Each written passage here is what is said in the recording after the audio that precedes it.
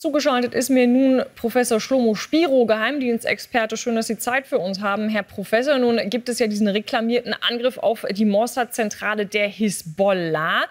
Passiert ist offenbar ja aber nicht viel. Was hören Sie zu diesem Angriff? Also fast täglich hören wir von der Hisbollah, dass sie auf die Mossad-Hauptquartier Raketen abschießen. Und da diese Hauptquartier in der Nähe von Tel Aviv ist, geht man davon aus, dass sie zielen einfach auf Tel Aviv mit der Hoffnung, vielleicht irgendwann irgendwas zu treffen.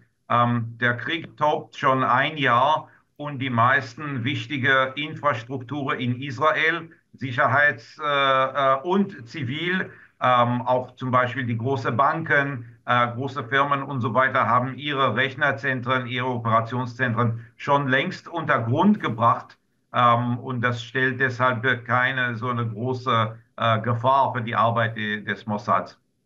Also die Vorbereitung hat man schon längst getroffen. Nun ist das ja wirklich auch erstaunlich, wie viele Schläge man auch auf die Führungsebene der Hisbollah erzielt hat in den letzten Wochen. Auch dieser Angriff mit den explodierenden Pagern, der wird ja dem Mossad zugeschrieben. Was ist denn Ihr Eindruck? Also wie tief drin ist der Mossad in der Hisbollah-Miliz? Gestern haben wir an den Anfang des Ausbruchs des Krieges, genau vor einem Jahr, erinnert. Und es ist jetzt klar von der Geschehnisse der letzten 2 Wochen, dass die israelische Militär- und Nachrichtendienste waren nicht vorbereitet auf einen Krieg mit Hamas, aber waren sehr vorbereitet auf einen Krieg mit der Hisbollah. Diese Vorbereitungen liefen bestimmt mehrere Jahre. Und man sieht, schon am Anfang des Krieges wurde praktisch die gesamte Führung der militärischen Hisbollah ausgelöscht oder unschädlich gemacht. Die sind alle da geortet worden. Man wusste, wo sie waren, wo die Hauptquartiere, wo die Bunkers, wo die Waffenlager sind.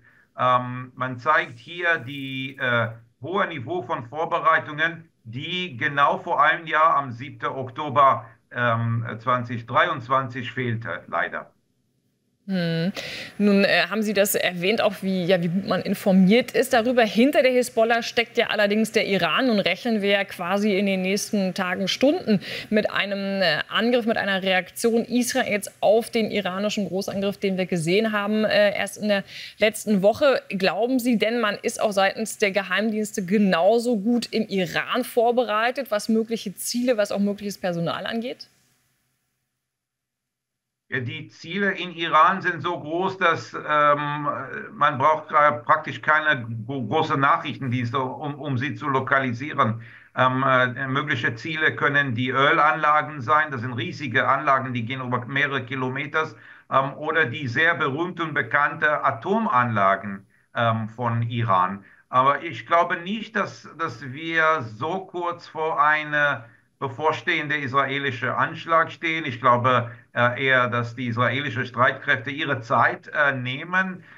Es ist nicht so gut anzugreifen, wenn der Gegner so vorbereitet ist. Das kann schon eine Weile dauern, bevor Israel auf diese Anschläge reagiert.